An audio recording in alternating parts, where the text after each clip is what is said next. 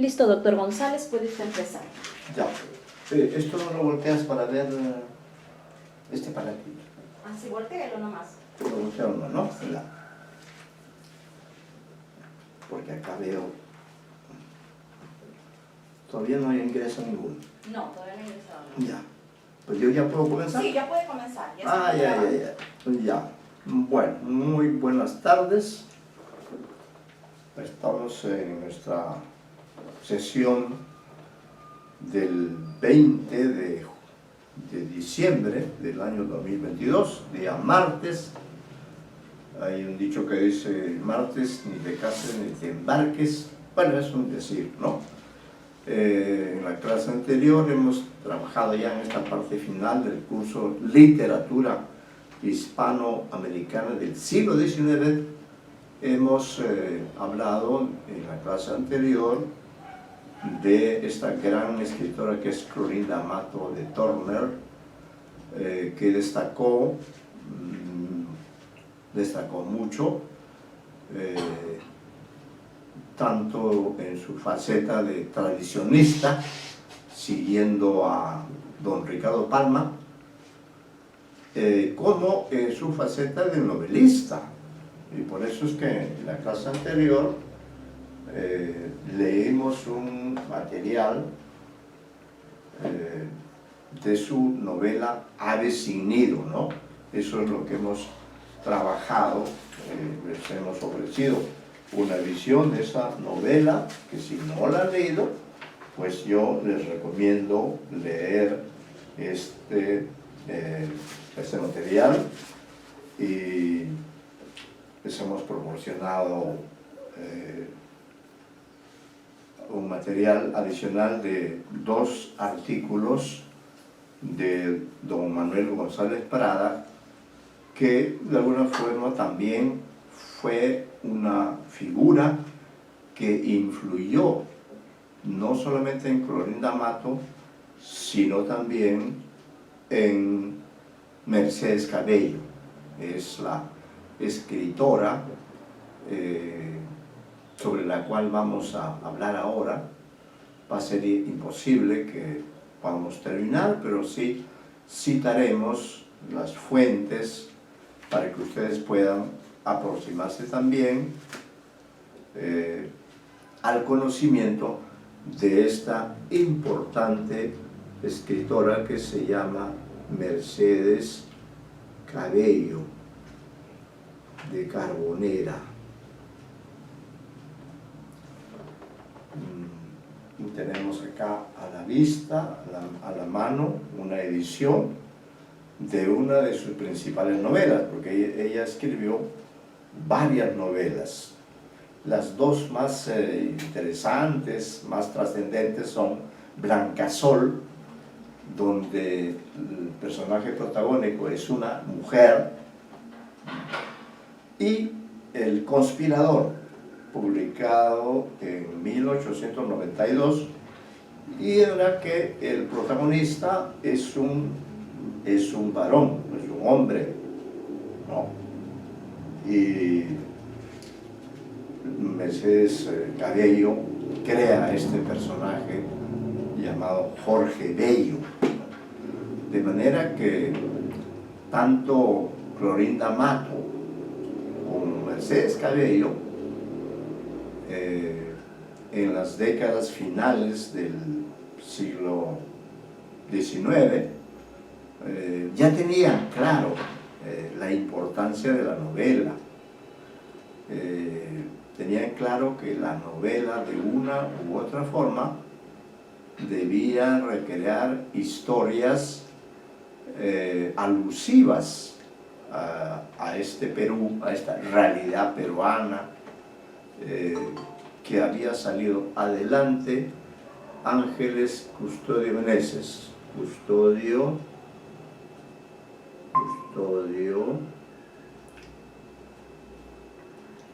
Meneses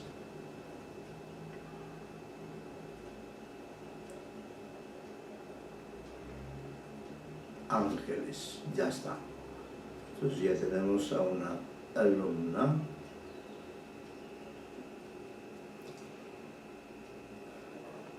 vamos a leer esos dos textos que están en el material que preparamos, que ustedes tienen a la mano. Y ya hemos terminado todo lo que corresponde a Clorinda Mato.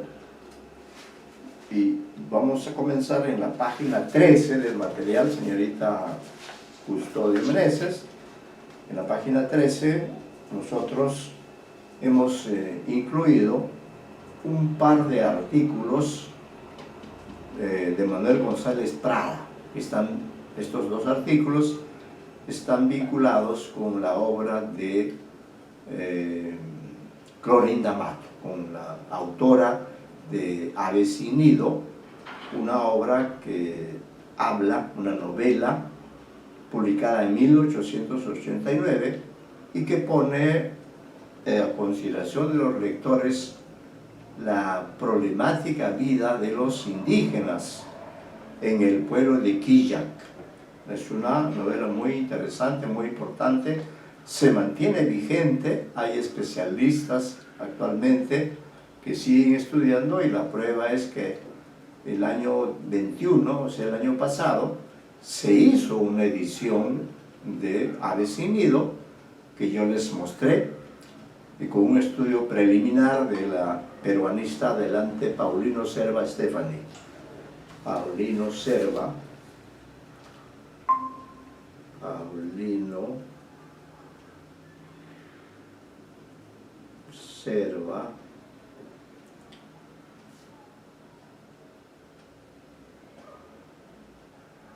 Stephanie también está presente. Si tenemos nosotros ya dos alumnas y en un minuto más comenzamos, ¿no? Les pido que tengan a la vista el material que preparé sobre Ave sin nido de Clorinda Mato de Turner. Allí tienen el material, ya hemos leído, ya ustedes podrán releer, por lo que no hemos leído.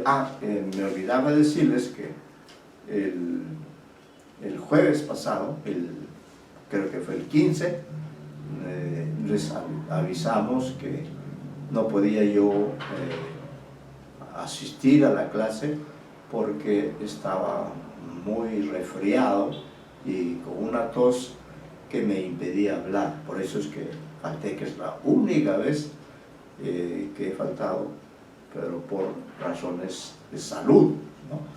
Entonces, eso que quiero que conste en esta reunión en que trabajaremos con el material y luego, si hay tiempo, trabajaremos con un abundante material al cual quiero referirme porque quiero que ustedes tengan estos datos a la mano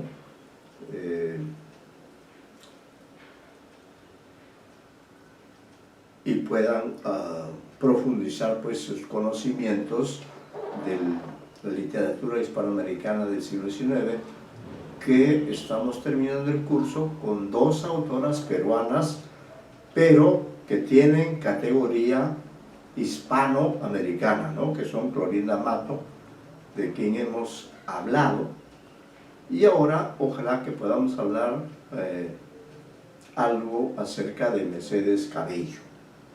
Entonces les pido que tengan a la mano para comenzar y terminar con este material los dos artículos de Manuel González Prada. El primero está en la página 13 y el otro páginas más adelante. De todas maneras, vamos a pedir que ustedes participen de la lectura porque si, además de este modo, también estamos fijándonos, mejor dicho, tomando en cuenta que Manuel González Prada fue también un escritor de nivel hispanoamericano, un gran autor, tanto en el campo de la poesía, donde él hizo una serie de innovaciones dentro del marco general del modernismo que hemos estudiado en las clases, pero lamentablemente González Prada no publicó su poesía, ¿no? Publicaba, pero en revistas, en periódicos, y entonces no se le ha considerado sino posteriormente como que él también, ¿no? Pese a no haber publicado, sin embargo hay que considerarlo como parte del movimiento modernista. En González Prada tenemos al poeta, tenemos al ensayista, polémico, ¿no? Aquel que hizo una evaluación muy severa de la derrota que sufrimos en el siglo XIX, de la derrota que tuvimos en la Guerra del Pacífico. Él se pronunció acerca de ese suceso que repercutió pues en la vida. Adelante, Aparicio Figueroa Netanel. Aparicio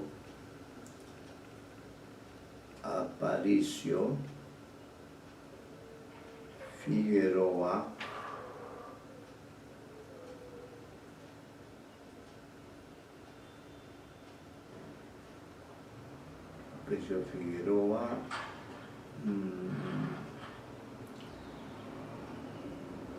Netanel. También Puchuk.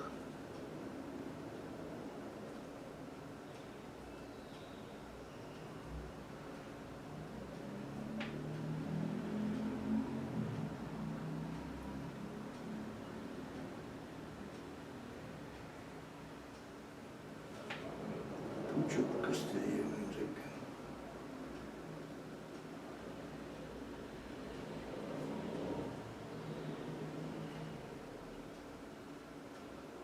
Bien, entonces ya ahora somos 4, conmigo 5, vamos a proceder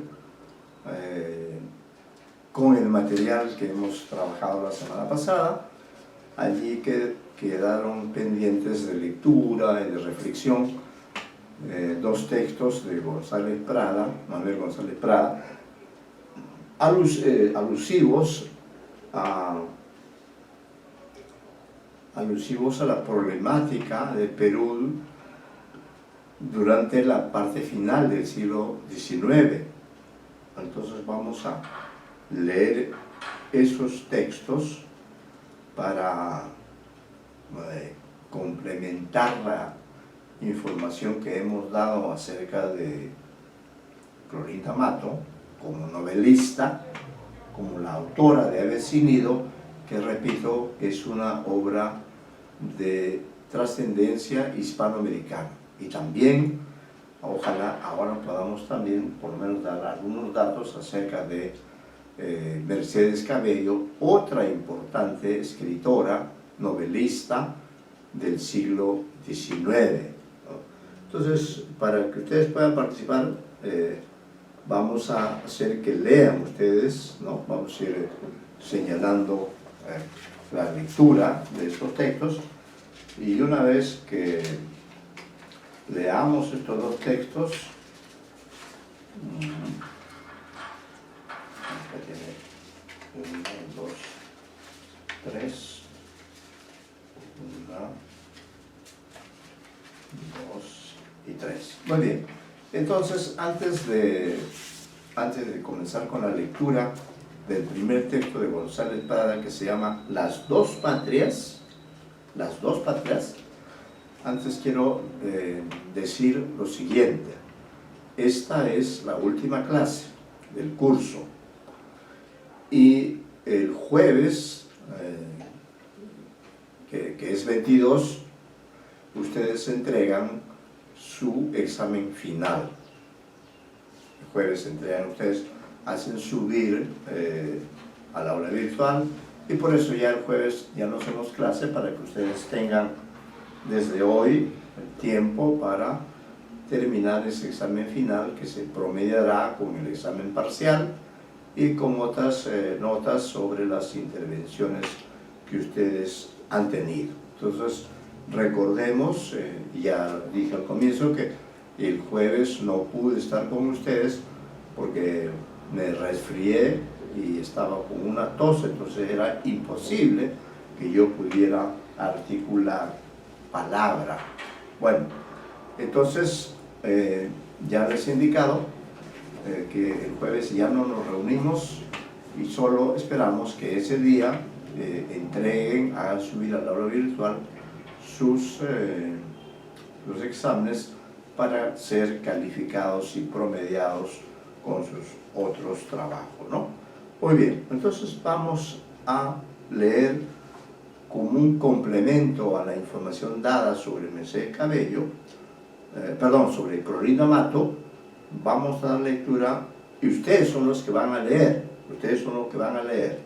Entonces estamos en la página 13 y el primer artículo de Manuel González Prada se llama Las dos patrias. Entonces todos nos preguntamos, ¿no? ¿Cómo puede hablarse de dos patrias refiriéndose al Perú o a otro país? González Prada de alguna manera da respuesta a esta inquietud. Por eso necesitamos leer ese texto y voy a pedir para que todos participen, porque ahora hay 4 alumnos, ¿no? Todos van a participar en la lectura de estos 2 textos y luego comentaremos cada uno de ellos. Entonces, por favor, en la página 13 del material de la semana pasada, el texto Las dos patrias va a ser leído por la señorita Custodio Meneses Ángeles. Señorita Custodio Meneses, le pido por favor que lea usted este texto denominado Las dos patrias, ¿no? Que son dos, bueno, ya nos enteraremos a ver qué pensamos ahora respecto de este artículo de González Prada. Señorita Custodio Meneses, le pido entonces que usted lea. En algún momento habrá un relevo, ¿no? Y como son 2 textos, van a participar los 4 alumnos. Yo indicaré en qué momento se produce el relevo del primer texto. Señorita Custodio, por favor, lea usted. Es una... Buenas tardes. Ya. Manuel González Prada, Las dos patrias. Liebknecht dijo: en el mundo no hay sino 2 patrias, la de los ricos y la de los pobres. Se puede afirmar también que en toda nación, sea cual fuere su grado de cultura y su forma de gobierno, solo existen 2 clases sociales bien definidas, la de los poseedores y la de los desposeídos. Como el dinero suele separar a los hombres más que la raza, no se carece de razón al asegurar que el pobre es el negro de Europa. Esa gran división de clases no dejamos de palparla en nuestra América republicana, donde las familias acaudaladas van constituyendo una aristocracia más insolente y más odiosa que la nobleza de los estados monárquicos.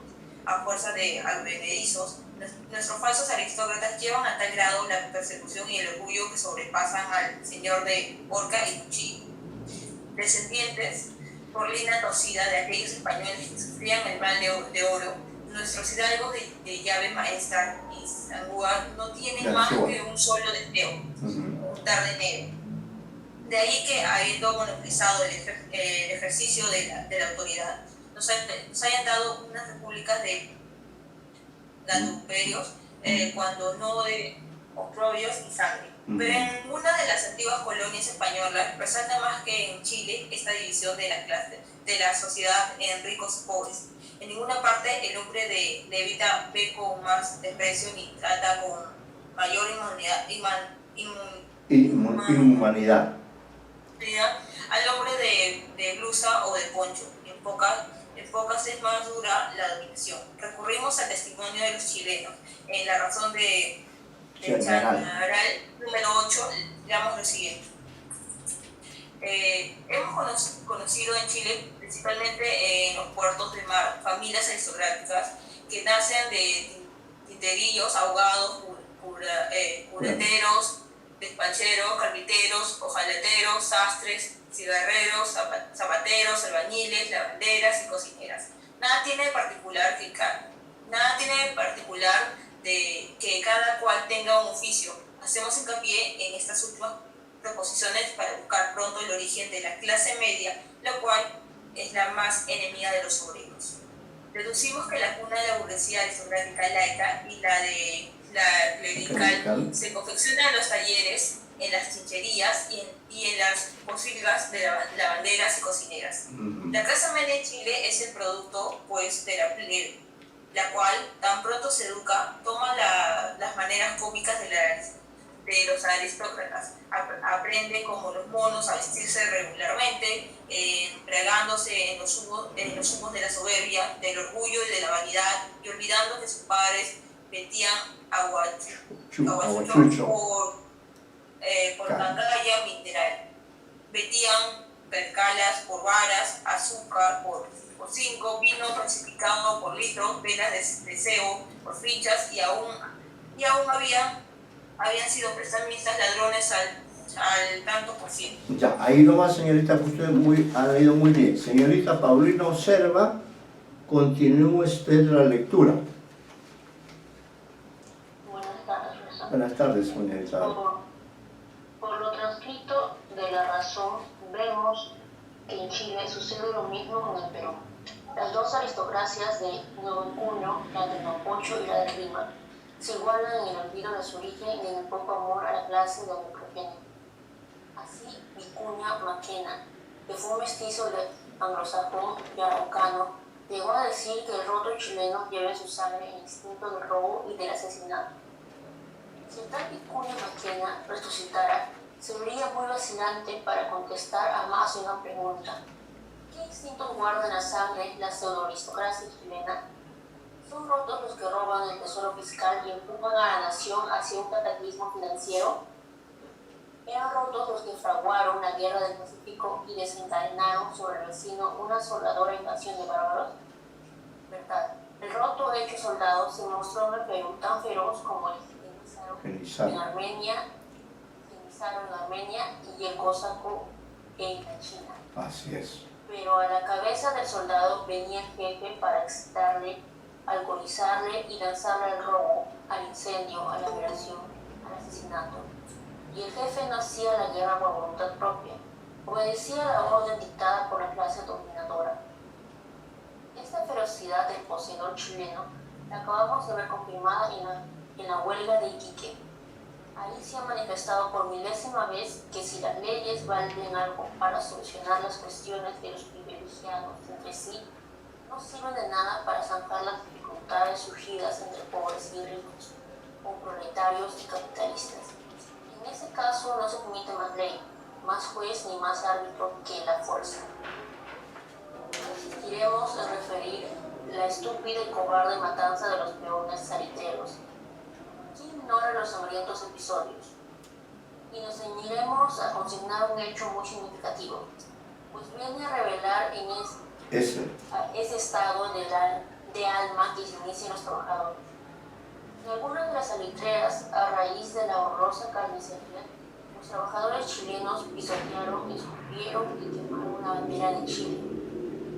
Así pues, las víctimas de los odios internacionales empiezan a no dejarse alucinar por la grosera farsa del patriotismo y a reconocer que en el mundo no hay sino dos patrias, la de los ricos y la de los pobres.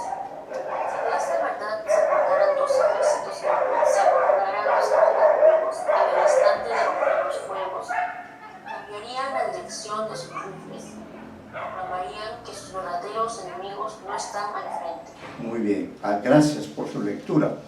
¿Qué les dice este texto? Es cierto lo que dice González Prada, ¿no? Que en realidad en todos los países hay dos patrias.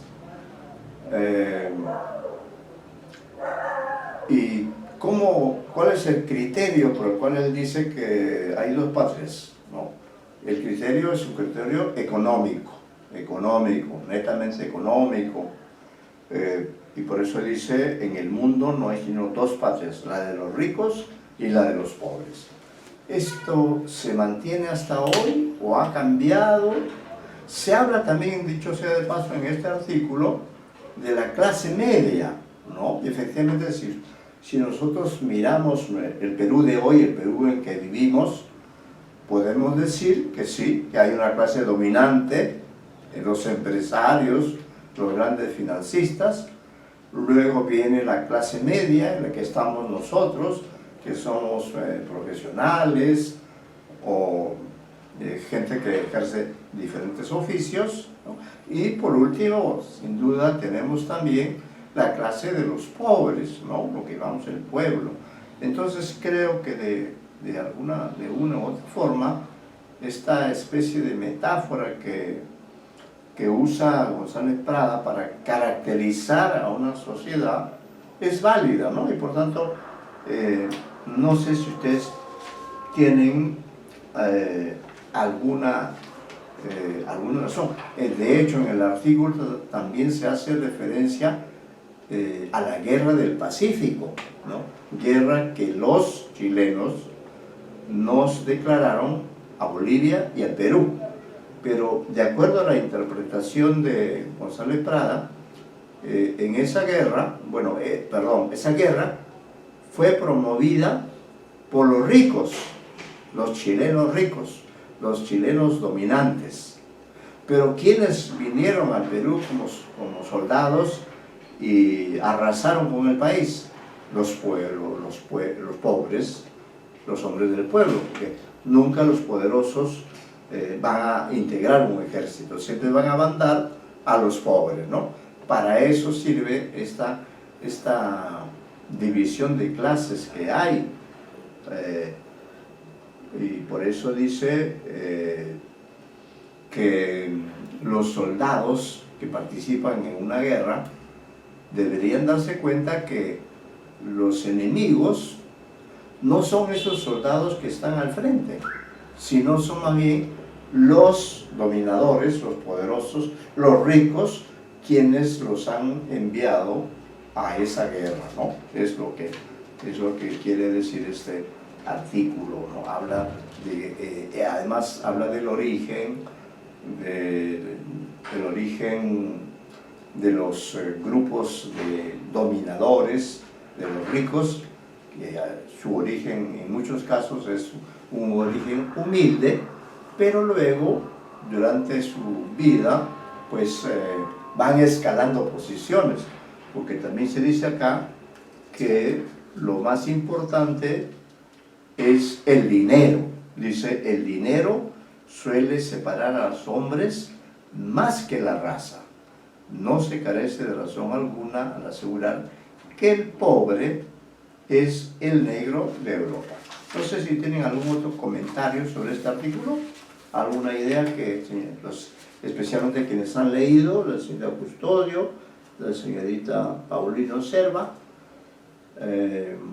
estas ideas de González Prada pueden considerarse vigentes, o creen ustedes que actualmente la situación ha cambiado? ¿Qué dicen ustedes? ¿Alguna idea?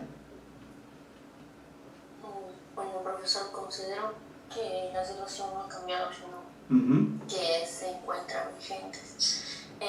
Sobre lo planteado, me ha recordado algunos textos que leí, o sea, no textos, bueno, unas novelas que he leído y me ha recordado, por ejemplo, bueno, no tiene que ver con el terror mexicano, pero cuando leí una obra que trataba sobre la guerra, que en Angola se trataba, que era de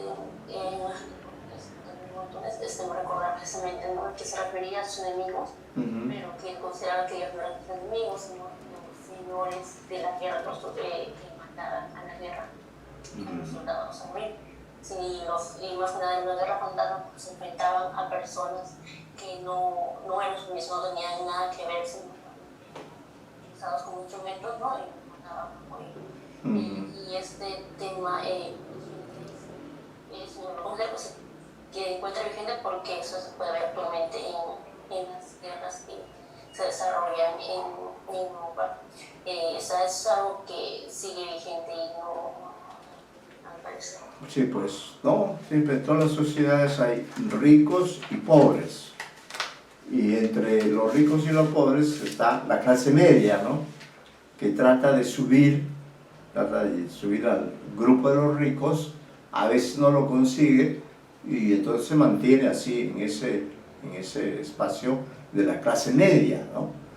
Y a su vez también, claro, la clase popular, la más empobrecida, ahora lo podemos ver en el Perú también, como la pandemia, por ejemplo, ha incrementado el número de personas pobres. Ahora vemos que en distritos como Miraflores hay una gran cantidad de mendigos, ¿no? Es decir, que son mendigos porque... ¿Y qué es lo que piden? Dinero, ¿no? Dinero, principalmente. Claro, también víveres, ¿no? Entonces, aunque estemos ahora en el siglo XXI, se conservan los mismos esquemas, se conservan la clase social, claro, con los grandes cambios que se han producido por la modernización, pero siempre en nuestras sociedades hay esta estratificación, ¿no? Los ricos y los pobres, y a la mitad entre ambos grupos está la clase media a la cual pertenecemos nosotros, ¿no? Que no somos ni ricos ni tampoco somos pobres en extremo. Bueno, vamos a dar lectura al otro texto que se refiere a la cuestión indígena. Y la cuestión indígena sí tiene que ver con la novela Ave sin nido de Clorinda Mato, sobre la cual hemos hablado en la clase anterior. Entonces nos vamos a la página 16, igual la leemos con la idea de encontrar si la situación tal como la describe González Prada se mantiene hasta la actualidad, o si lo que dice González Prada es aplicable a una realidad que ya ha sido superada. Entonces vamos a pedir, como han participado ya Custodio y Paulino, vamos a pedir al señor Aparicio Figueroa, esperamos que también el señor Puchoc pueda participar. Este artículo es breve, de manera que leerá cada uno de ellos página y media, ¿no? Página y media. Bien, a ver, señor Aparicio Figueroa, vamos entonces... Profesor, antes de iniciar, quería dar un punto sobre el texto que estaba hablando, comentando. Sí. Me parece que el discurso de González Prada va en función a un aspecto segmentario de la corriente del anarquismo, porque no estratifica la sociedad, es decir, no la polariza entre el marxismo como la palabra lo segmenta en clases sociales, pero al polarizarlo bajo un discurso anarquista entre dominadores y dominantes, en tal sentido la clase media no existe como tal, sino como una clase, por así decirlo, revista, que a pesar de tener orígenes humildes lo empatiza con esa clase dominante y por tanto ya no pertenece a la misma y busca a través de mecanismos dominar a esta clase inferior. También me parece interesante el aspecto como en el aspecto del anarquismo, que como una comunidad global, porque empatiza no solo con el peruano pobre, sino con el chileno pobre. El chileno pobre también. Esta cuestión de abuso por parte de la aristocracia chilena. Eso siempre me parece interesante en cuanto al discurso de González Prada. Ahora sí continúo con... Sí, gracias por su intervención, porque además recordemos que González Prada vivió en Chile. Creo que parte de su educación se dio en Chile. Entonces el análisis que hace, como usted ha señalado, tiene vigencia aún en estos tiempos. Vamos a ver sobre la cuestión indígena, señor. Gracias, señor Aparicio. Vamos a ver. Comience usted. A ver, Manuel González Prada, la cuestión indígena. Cuando los periodistas yanquis se hallan sin noticias sensacionales, no falta alguno que exuma La serpiente del mar y fragua una correspondencia donde describe el fabuloso animal e indica la longitud y latitud en que fue divisado por un capitán de buque, generalmente ballenero. Lanzada la noticia, circula en toda la prensa norteamericana, originando apuestas y discusiones que duran 1 o 2 semanas. Después, nadie se acuerda de capitán ni de monstruo marino. No solamente los periodistas sin asunto del día, sino los filántropos, las facciones políticas y hasta los congresos y gobiernos han encontrado en el Perú su serpiente de mar, la cuestión indígena. No hay discurso de oposición ni mensaje del presidente que no dedique algunos párrafos a la redención de la raza irredenta. De tarde en tarde, y especialmente con motivo de barbaries cometidas por una autoridad o un rico hacendado, repercute en la nación un grito general a favor de la muchedumbre explotada y oprimida. A veces, el entusiasmo y la filantropía conducen hasta organizar sociedades protectoras o defensoras de la raza indígena. Pero sucede algo muy típico, es decir, muy peruano. Como en los congresos antialcohólicos entra un 10 o 20% de borrachos profesionales, así en nuestras sociedades protectoras de la raza indígena se introduce igual proporción de sacrificadores de los indios. El ministro de Gobierno acaba de lanzar un documento sobre nuestra serpiente de mar, a vuelta de confesar que hasta hoy ha sido infructuoso cuanto se ha hecho por modificar el estado de postración en que vegeta la inmensa mayoría de los habitantes de la República. Propone como una de las medidas salvadoras iniciar una propaganda discreta que vaya formando tanto en los indios como en sus gobernantes y patrones un concepto de sus relaciones más en armonía con la organización institucional que nuestras leyes proclaman. Una propaganda discreta. Desearían que nos señalaran hasta dónde llega la discreción y desde qué punto comienzan las indiscreciones, pues muy fácilmente caeríamos en el error de considerar discreto lo que no lastima los intereses de curas y gamonales, e indiscreto lo que perjudica el negocio de los laneros y se opone a la misión de caciques y gobiernistas. El ministro recomienda estudiar en cada localidad la forma más eficaz de combatir el alcoholismo, aplicando con sagacidad las medidas que mejor conduzcan a modificar el carácter de las fiestas populares y a reducir hasta suprimirla la parte de salario que se paga a los indios en aguardiente. El aplicando con sagacidad vale tanto como la propaganda discreta. Ningún gobierno tiene derecho para levantar la voz contra el alcoholismo. Ninguno puede clamar de buena fe por la extinción de la viudez, porque todos ellos, monárquicos o republicanos, poseen un rico filón en el impuesto a las bebidas alcohólicas. El día que, por encantamiento, desaparecieran los ebrios, la humanidad ganaría inmensamente, pero los estados sufrirían una tremenda crisis económica. La taberna es hermana del Estado, pero el fisco... Para el fisco. Todo bebedor con su binario representa un capital que rinde súbitos intereses, de camas en el hospital y de celdas en las prisiones. Se fomenta el consumo y se recauda el impuesto, mas enseguida se lamenta la difusión del vicio y se funda cátedra de moralidad.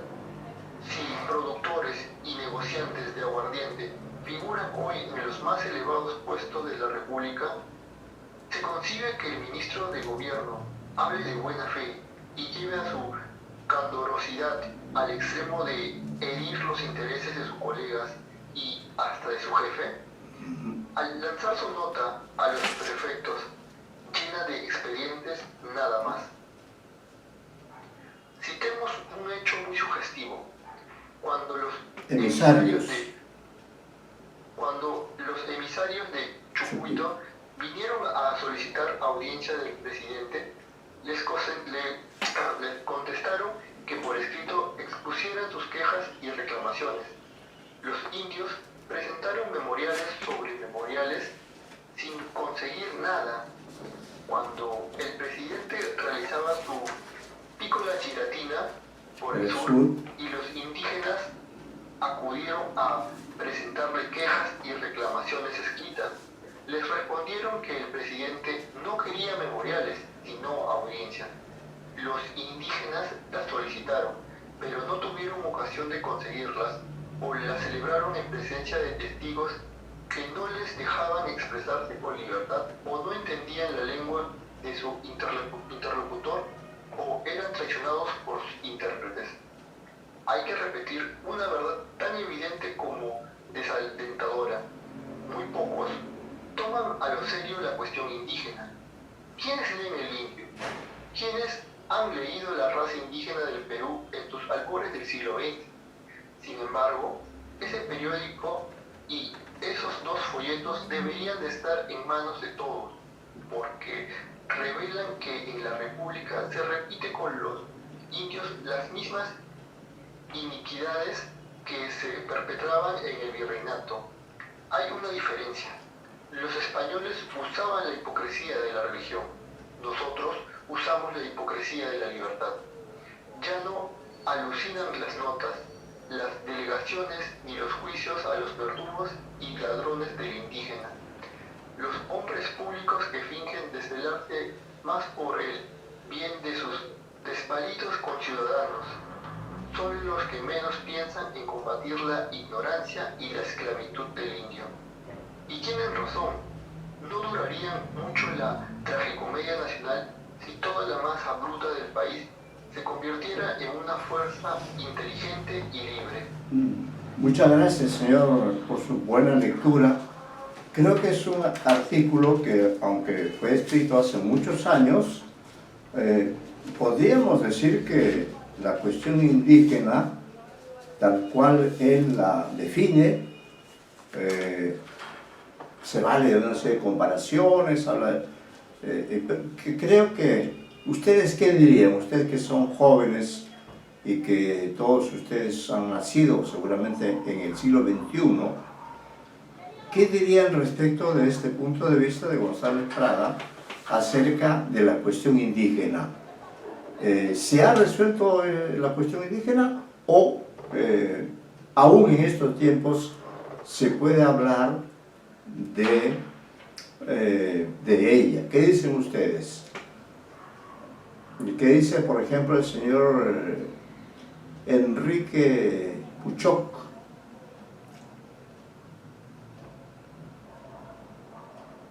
¿Usted ha leído, ha seguido la lectura? Sí. ¿Maestro, se me escucha? Sí, sí, la escucho, sí.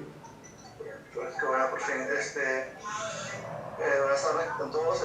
Sí, en realidad es un tema bastante vigente, desde los problemas que puede traer como sociedad del alcoholismo, que es algo que un tema económico que viene comenzando a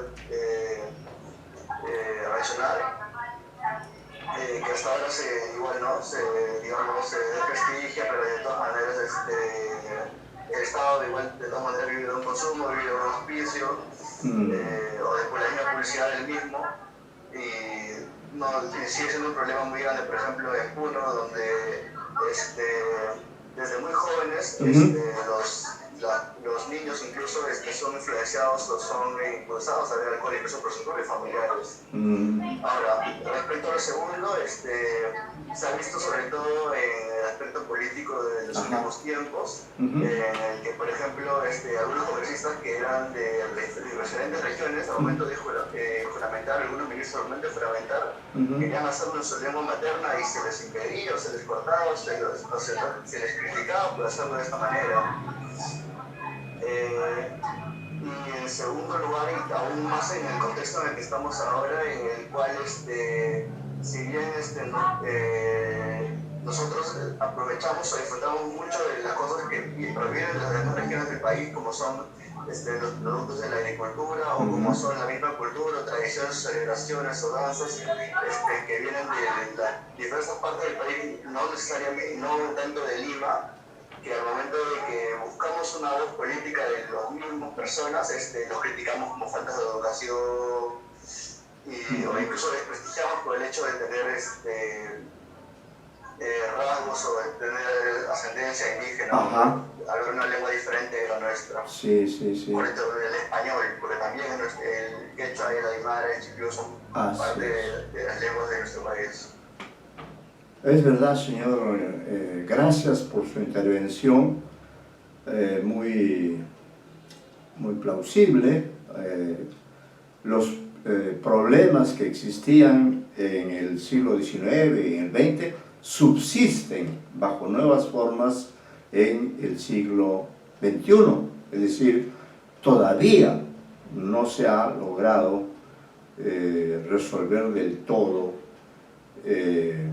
la cuestión indígena, ¿no? Incluso, fíjense ustedes, en la época del terrorismo, el grupo Sendero Luminoso supuestamente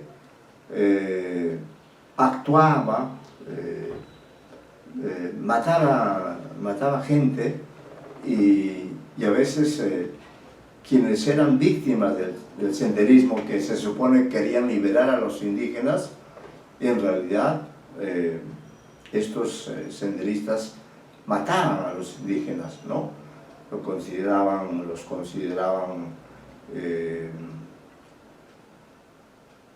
como enemigos de la revolución, ¿no? Entonces, la problemática que se plantea en este texto se mantiene de alguna manera, como usted ha señalado.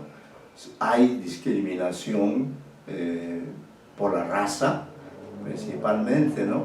Y también por el idioma, como usted bien ha señalado, porque, por ejemplo, el quechua se oficializó en el gobierno de Velasco, y yo recuerdo que en esa época había un periódico en quechua, ¿no? Sin embargo, aun cuando se haya oficializado el quechua, la situación es que hay hablantes en quechua, efectivamente, ¿no? Pero que se ven obligados a aprender el español, porque estos personajes también son marginados. En cambio, quizá a ninguno de nosotros se nos ocurriría aprender quechua. No hemos seguido el ejemplo de Paraguay, donde todos los habitantes de ese país, ellos sí son bilingües, hablan el español como nosotros, pero al lado del español también manejan el guaraní. Eso sería lo ideal, ¿no? Que no haya discriminaciones en nuestras sociedades, ni por razones de razas, ni por razón de idiomas, ¿no? Y esto tiene que ver también con la literatura, y por eso me ha parecido pertinente poner a consideración de ustedes estos dos artículos de González Prada, que son de mucho tiempo atrás, pero que muestran, y esto es verdad, cuando él dice, por ejemplo, la taberna es, o me proyecto unas líneas antes, dice, el día que por encantamiento desaparecieran los ebrios, la humanidad ganaría inmensamente, pero los estados sufrirían una tremenda crisis económica. La taberna es hermana del Estado. Para el fisco, todo bebedor consuetudinario representa un capital que rinde subidos intereses, ¿no? Nada importa a los gobiernos, y cada taberna que se abre multiplica el número de camas en el hospital y de celdas en las prisiones. Se fomenta el consumo y se recauda el impuesto, mas se lamenta la difusión del vicio y se funda cátedra de moralidad. Es decir, las políticas de los gobiernos son pues contradictorias, ¿no? Y ahora fíjense ustedes, en 2022, en este año, estamos sufriendo una crisis política, como ustedes bien saben. y que ha provocado precisamente disturbios en diferentes departamentos del país y también en Lima se ha visto disturbios, ¿no? Se ha dado el caso peculiar de que el presidente, que sin duda es un hombre de ascendencia andina, este presidente Castillo, ha dado un golpe de Estado, ¿no? Pero dio un golpe de tal naturaleza que al final el único que ha sido víctima de ese Estado es el propio Castillo, que actualmente está preso, y acabo de escuchar hoy día que su familia ha pedido asilo al gobierno de México y parece ser que se lo han dado, y no sé si estén ahora en el Perú o estén en México. Todo esto para presentarles a ustedes esta novela de Mercedes Cabello, de Carbonera, ¿no? Donde habla de precisamente el personaje, es un peruano. La novela se publica en 1892, si no recuerdo mal, pero se dibuja la personalidad de un hombre que va a resultar a la larga un político, ¿no?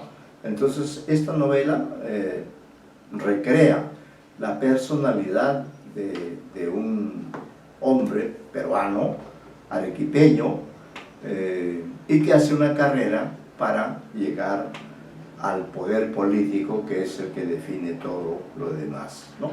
Por eso yo había preparado algunos materiales que ya no he alcanzado a imprimir, pero en todo caso sí quisiera darles las referencias bibliográficas para que podamos hablar de Mercedes Cabello de Carbonera, que así como Clorinda Mato se ocupó de la cuestión indígena, ¿no? Su novela tiene que ver con la cuestión indígena, con el problema del alcoholismo que ha mencionado el señor Puchó. La novelista Mercedes Cabello de Carbonera se ocupa en cambio de la temática política, los políticos en el Perú. Y yo pienso que la experiencia que hemos vivido con el expresidente Castillo serviría para hacer una novela. Seguramente va a inspirar a los escritores nuestros escribir esta aventura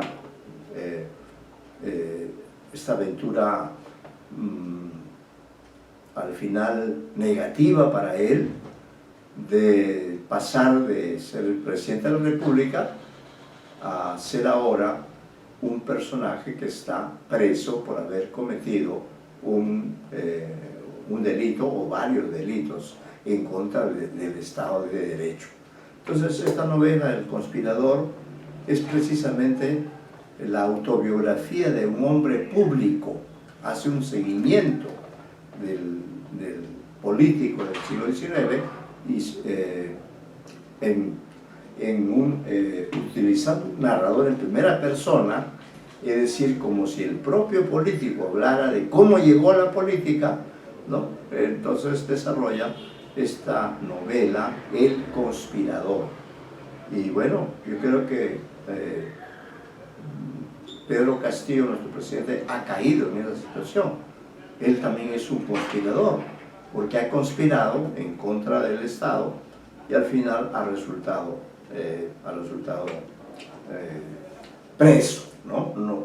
Sus fines no han sido, no ha alcanzado él a dar el golpe de Estado que nos hubiera asumido, como sí lo hizo, sí lo supo hacer en cambio Fujimori, ¿no? Fujimori en 1992, es decir, hace exactamente 20 años, si no me equivoco, 1992 y 2022, el golpe de Estado de Castillo resultó un golpe fallido, un golpe que a él lo ha llevado a la prisión, ¿no? En cambio, en el 92, Alberto Fujimori sí supo dar un golpe de Estado, ¿no? Que ustedes todavía no habían nacido seguramente, pero bueno, entonces la importancia de recrear la vida de un hombre público es indudable, más ahora en este momento en que estamos pasando por una crisis política, ¿no? Se pide adelanto de elecciones, se pide que se vaya al Congreso, etc. Toda esa temática tiene relación con esta novela que trata acerca de las vicisitudes que pasa un personaje político, ¿no? Entonces, ¿dónde es que está? Voy a darles algunos datos acerca de esta escritora para que ustedes en su momento puedan leer. ¿Dónde está esto que había yo? Vamos a ver, esperen un momento.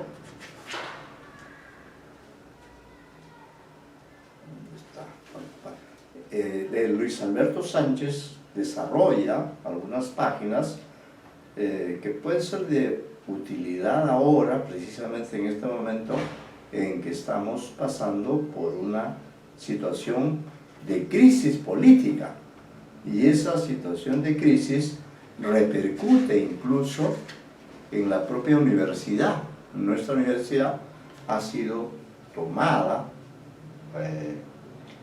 por estos políticos, ¿no? Entonces aquí voy a tratar de ubicar los novelistas 992, vamos a ver, 992.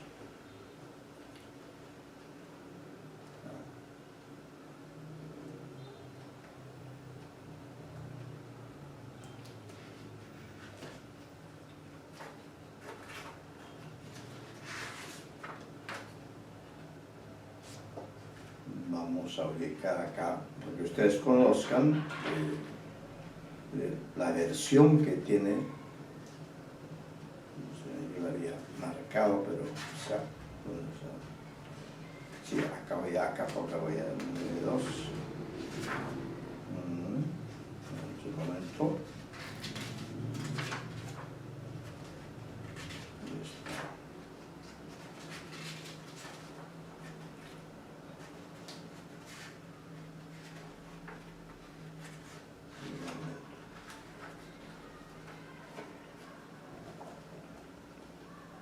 Bueno, quería en todo caso destacar, ya que no ubico todavía, quisiera destacar la figura de González Prada, leyendo algunos textos breves que no los tienen ustedes en su material, pero que yo les recomiendo leer. Pueden encontrar este libro que se llama Retablo de autores peruanos, de Ricardo González Vigil, donde recopila artículos, reseñas, ensayos acerca de diferentes personajes, escritores de la literatura peruana. Y entonces aquí encontramos, vamos a ver acá, hasta González Prada, 213, acá está. Vamos a leer entonces este artículo en que González Vigil considera a González Prada como el forjador del Perú contemporáneo. Les ruego seguir con atención. Estos son artículos no tan extensos, pero sí, vamos a ver. Dice, estamos hablando de este personaje del siglo XIX, y fue de alguna forma el que inspiró a estas novelistas a escribir tanto Avecinido, en el caso de Clorinda Mato, como también El conspirador de Mercedes Cabello. Dice Ricardo González Vigil en este artículo de este libro, que repito, les recomiendo, se llama Retablo de autores peruanos. ¿Qué dice respecto de González Prada, de quien estamos hablando? Dice, una de las figuras más notables de la cultura nacional es sin duda Manuel González Prada. Entre los peruanos ilustres del siglo XIX, poquísimos como él, desplegaron una obra de tanta trascendencia sociopolítica y cultural, alcanzando relieve a nivel hispanoamericano. Su acción política y su apostolado ideológico, aunque no cuajó a cabalidad como hombre de acción y como intérprete de nuestra realidad, conforme han puntualizado José de la Ribagüero, José Carlos Mariátegui, Luis Alberto Sánchez y Hugo García Salvatierra, entre otros, le basta y le sobra para ser recordado con José Faustino Sánchez Carrión y los próceres del Mercurio peruano, Rodríguez de Mendoza y Francisco de Paula González Vigil. Lo erigen el más grande de los precursores de la reforma social en el Perú, como afirma García Salvatierra. Sus escritos, y hemos leído hoy 2 artículos de González Prada, sus escritos en prosa y en verso lo tornan un hito mayor en nuestras letras, el más significativo de la centuria pasada.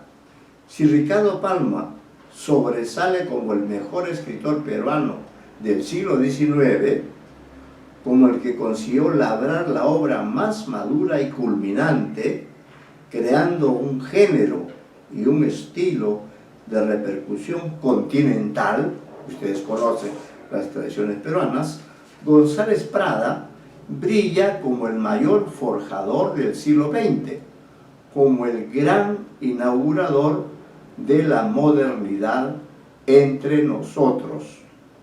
Forjador vigoroso tanto de la nueva sensibilidad como de la nueva mentalidad, las cuales recién empezaron a cristalizarse en los primeros lustros de este siglo. Bueno, es el siglo XX, y ahora ya no es este, sino ese siglo, ¿no?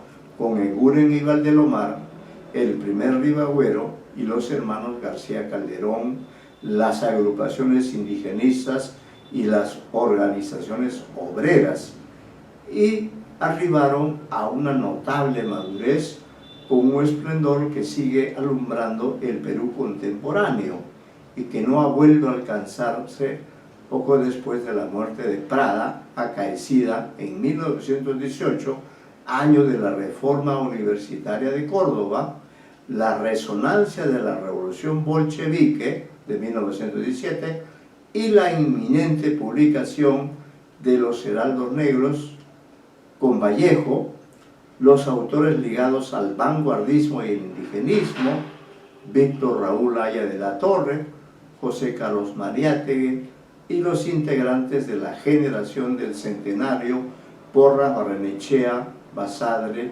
Luis Alberto Sánchez.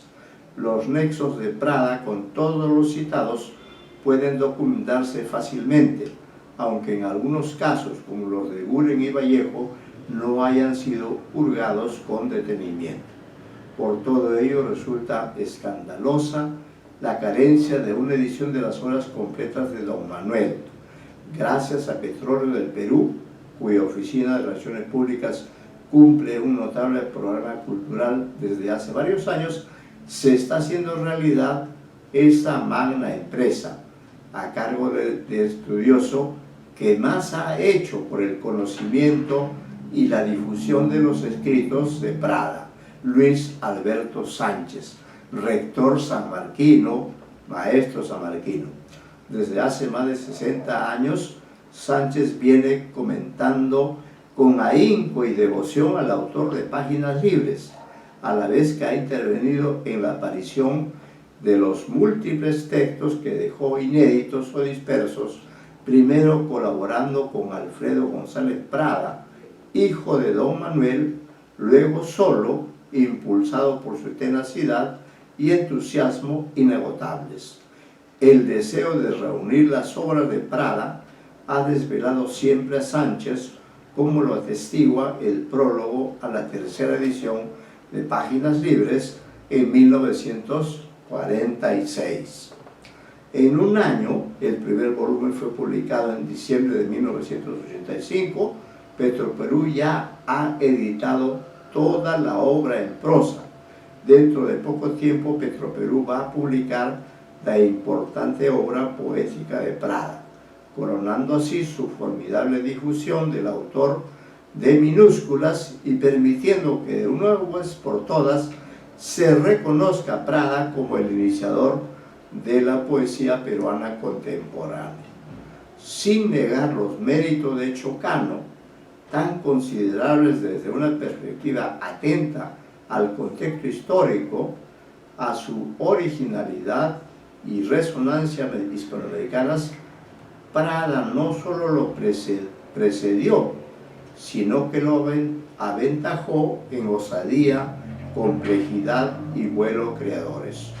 Por otro lado, la labor fundadora de la poesía de Guren y Vallejo, reconocida así por muchos críticos, Mariátegui, Basadre, Estado Núñez, Salazar Bondi Escobar, debe ser vista como la maduración de un proceso inaugurado por la poesía de Prada, ¿no? Decimos esto porque hasta ahora se ha estudiado con detenimiento la vida y la prosa de Prada, contando con los libros muy valiosos de Sánchez y García Salvatierra, ambos de imprescindible consulta, pero no su poesía glosada, muy brevemente por Sánchez, utilizada por García Salvatierra como expresión del pensamiento de Prada y no en su condición de aventura artística. De ahí que se halle muy extendida la valoración del Prada prosista, a la vez como ideólogo y pensador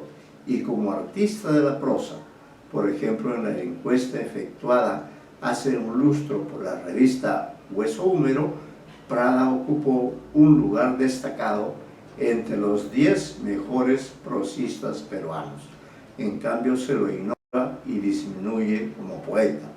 A nuestro entender, Prada es el mejor poeta peruano de lengua española.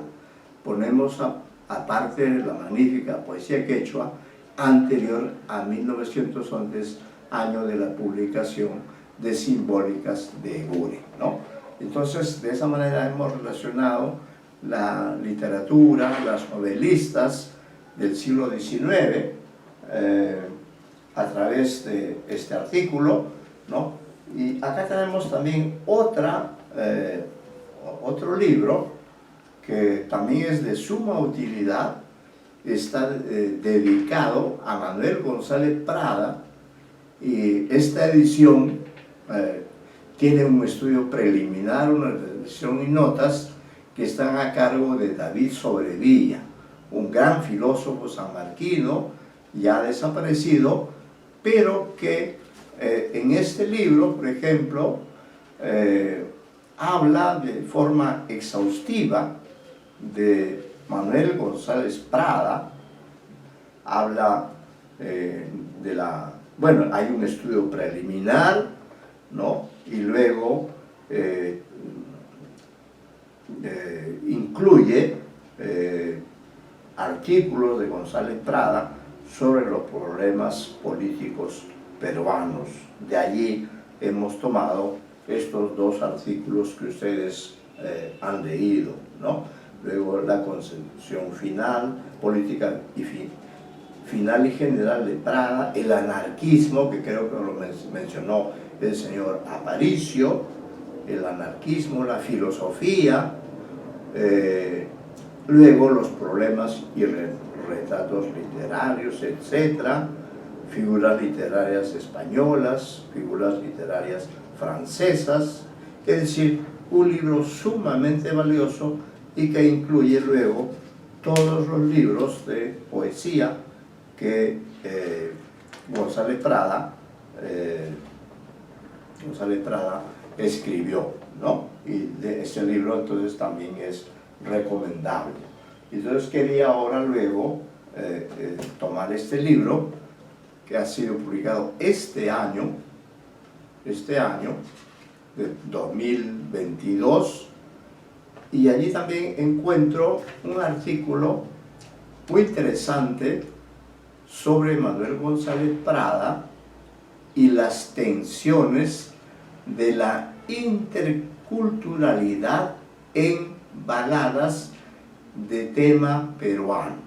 Este artículo, llamado Manuel González Prada y las tensiones de la interculturalidad en baladas de tema peruano, está escrito por el profesor sanmarquino, que seguramente ha sido profesor de ustedes, Luis Eduardo Lino Salvador.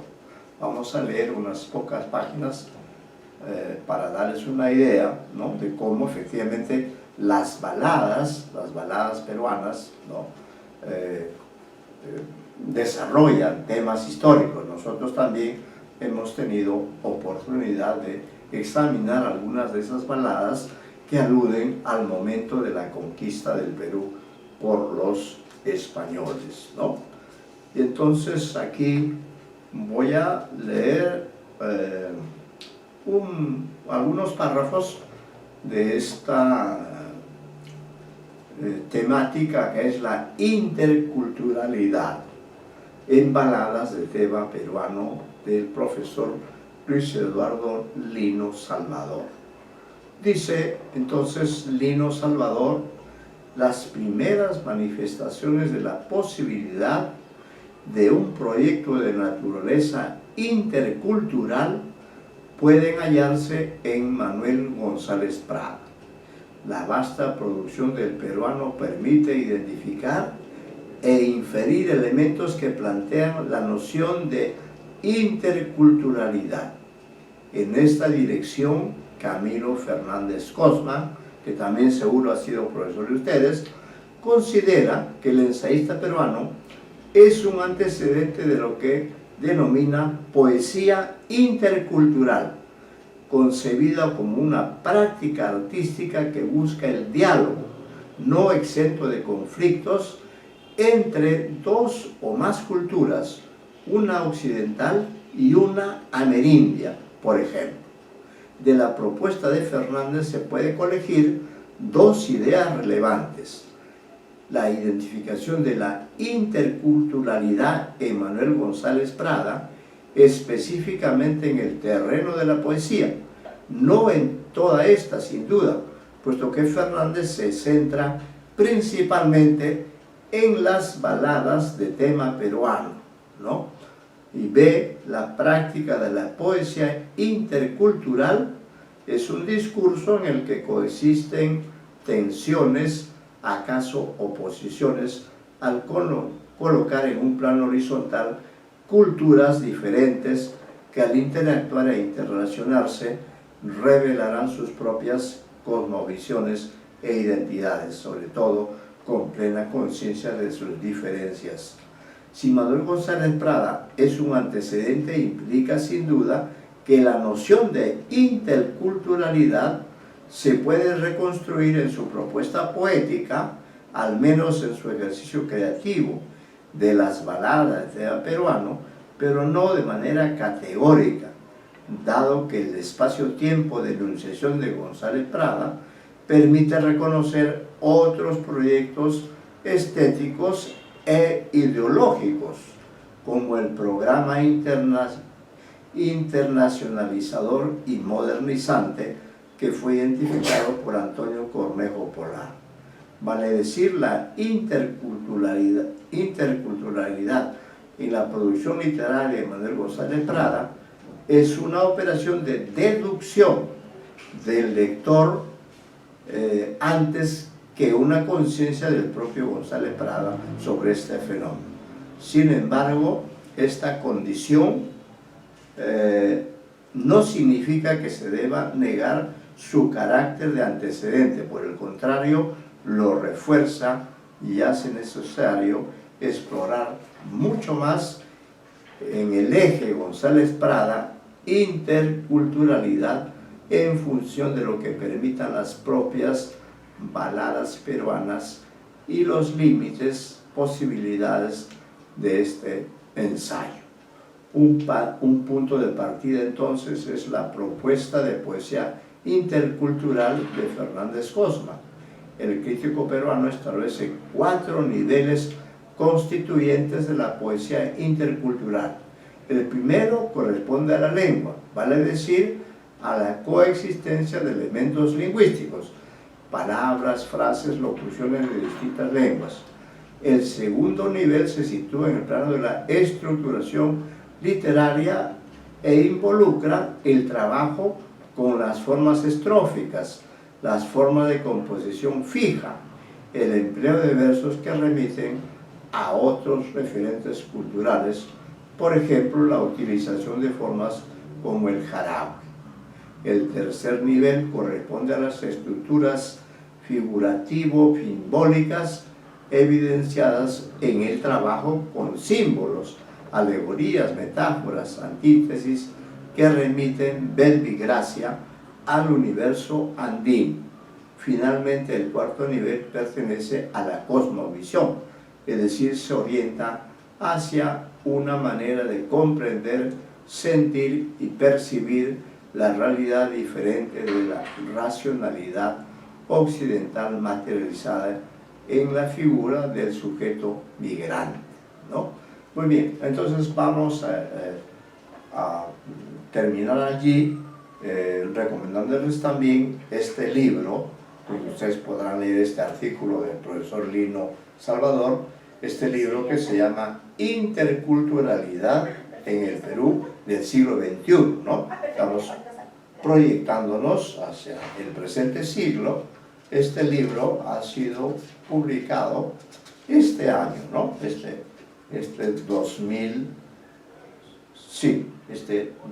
Octubre de 2022, es decir, hace solamente 2 meses, ¿no? Entonces dejo ya como tarea de ustedes la de profundizar, conocer o aproximarse a la obra de Mercedes Cabello, que lamentablemente no he publicado aquí, ¿no? Pero que ya ustedes, con los elementos que les estoy dando, podrán ubicar a esta importante autora peruana del siglo XIX, Mercedes Cabello, y su novela El Conspirador, ¿no? Muy bien, entonces vamos a terminar con esto, con estas ideas, y les recordamos nuevamente que el jueves 22 ya no vamos a tener clase, es el día en que ustedes van a entregar sus exámenes finales para ser promediados con los otros trabajos. Por supuesto, vamos a tomar en cuenta el que ustedes han colaborado en el desarrollo del curso, que gracias a él creo que se han empapado de conocimientos acerca del siglo XIX, literariamente hablando, y así han podido apropiarse de información relevante sobre el siglo XIX, ¿no? Con estas palabras, entonces damos por terminada la clase de hoy y terminado el curso, y ya el jueves ya no tenemos reunión. Más bien aprovechen ustedes el tiempo para poder preparar y subir al aula virtual los exámenes finales que corresponden a este curso, ¿correcto? Muy bien, nos quedamos aquí, les agradezco. He tomado nota también que la señorita Torres Chacón ha estado presente, hoy día han estado presentes 5 alumnos, todos ellos o han leído o han intervenido, ¿no? Y también la señorita Torres Chacón ha asistido y es una alumna que en otras ocasiones también ha participado. Bueno, allí nos quedamos por ahora y ya nos veremos en una próxima oportunidad en algún otro curso, ¿ya? Muchas gracias y muy buenas tardes.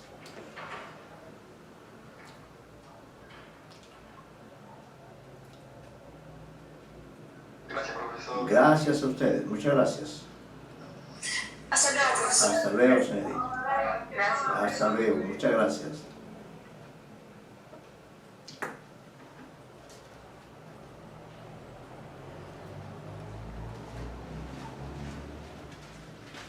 Ya.